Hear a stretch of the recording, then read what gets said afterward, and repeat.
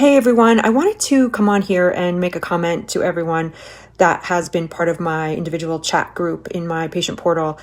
And based on some of the chatter, based on some of the individual sessions I've had this week, I want to say to all of you that if you have someone with a character disorder in your life, such as NPD, or just someone who in general is very difficult that you deal with, because none of us have that in our lives, or someone in your life who's limited, maybe on the spectrum, maybe has some anger issues that needs to be worked out.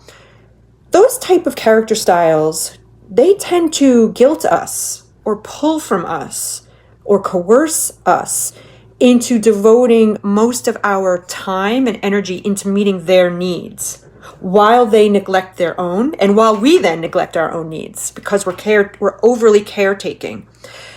This character style, they tend to be highly controlling. They use sometimes abusive tactics and patterns to try to control what we do.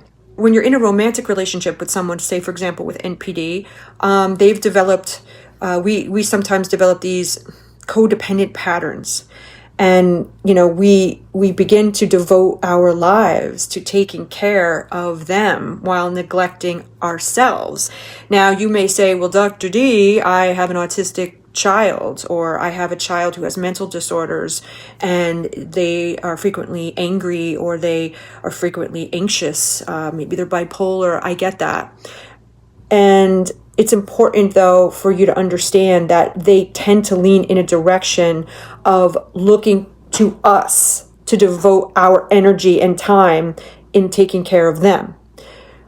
Just having that bit of information about them can put it in perspective enough for you so you're taking care of yourself in order to have the strength to deal with them and meet their needs, especially if they need you and you're a mom and it's a child that is on the spectrum and need some extra caregiving compared to your other kids.